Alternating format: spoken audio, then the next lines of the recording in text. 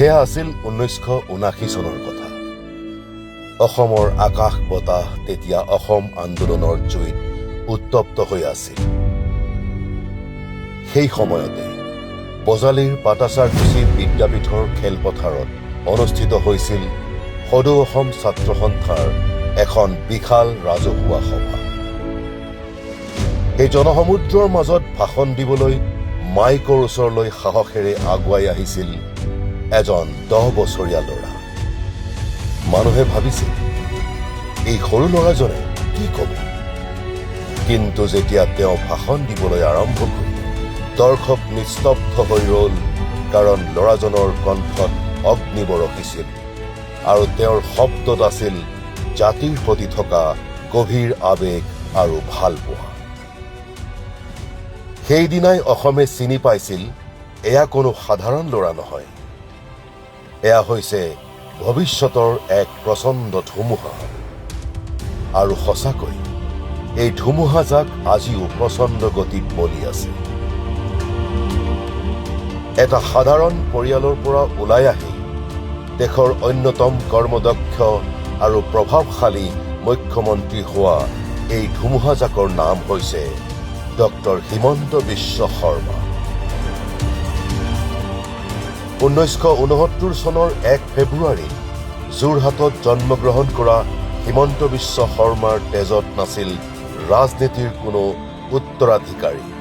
তেওঁ আছিল এটা তেনেই সাধাৰণ পৰিয়ালৰ সন্তান। কিন্তু সাহস, দক্ষতা আৰু কঠোৰ পৰিশ্ৰমক সাৰথি কৰি তেওঁ সৰুৰে পৰাই আকাশ চুব পৰা ডাঙৰ সপোন দেখিছিল।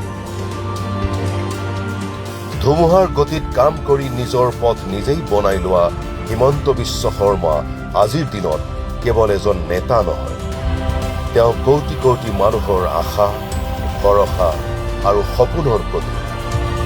তেওঁ কোনোবাই ভাল পাই প্ৰশংসা কৰে, কোনোবাই বেয়া পায় সমালোচনা কৰে, কিন্তু কোনেও তেওঁক উপেক্ষা কৰিব নোৱাৰে, কাৰণ তেওঁৰ অভিধানত দুখ, ভাগৰ, বিশ্ৰাম, অসম্ভৱ আদিৰ দৰে শব্দ নাই।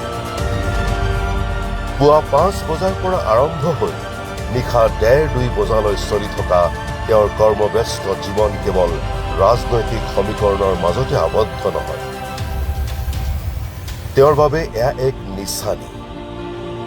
অসমক ভাৰতৰ শীৰ্ষ 5খন ৰাজ্যৰ ভিতৰত প্ৰতিষ্ঠা কৰিবলৈ দিনে নিশাই নিজৰ মুদত কাম কৰি যোৱা ব্যক্তিজনেই হৈছে ডক্টৰ হিমন্ত বিশ্ব শৰ্মা। হাইস্কুলীয়া জীৱনৰ পৰাই ছাত্ৰ ৰাজনীতিৰ সৈতে জড়িত হৈ পৰা ডক্টৰ হিমন্ত বিশ্ব শৰ্মাই 1968 পৰা একেৰাহে প্ৰায় 3 বছৰ কটন কলেজৰ ছাত্ৰ একতা সভাৰ সাধাৰণ সম্পাদক হিচাপে দায়িত্ব পালন কৰিছিল। কটন কলেজৰ ছাত্ৰ ৰাজনীতিৰ পৰা আহি দিছপুৰৰ মছনদলৈ তেওঁৰ এই যাত্ৰা মুঠেই সহজ নাছিল। প্ৰথমবাৰ দলীয় ৰাজনীতিত নামিয়েই তেওঁ মুখ ঠেকেচা খাইছিল। 1996 চনত হিমন্ত বিশ্ব শৰ্মাই জালুকবাৰী সমষ্টিৰ পৰা বিধানসভা নিৰ্বাচনত প্ৰতিদ্বন্দ্বিতা কৰি অগপৰ নেতা ভৃগু কুমাৰ ফুকনৰ হাতত পৰাস্ত হৈছিল। কিন্তু সেই পৰাজয়ে তেওঁক ভাঙি পেলাব পৰা নাছিল, বৰং ইয়াৰ পৰা শিক্ষা লৈ তেওঁ দুগুণ উৎসাহেৰে জালুকবাৰীৰ ৰাইজৰ মাজত সোমাই পৰে আৰু তাৰ ফলাফল স্বৰূপে 2001 চনত তেওঁ বিশাল ব্যৱধানত বিজয়ী হৈ বিধানসভালৈ নিৰ্বাচিত হয়। তেতিয়াৰে পৰা বিগত প্ৰায় 2.5 দশক ধৰি অসমৰ লগতে সমগ্ৰ দেশৰ ৰাজনীতিত দপদপাই আছে এইগৰাকী কৰ্মযোগী।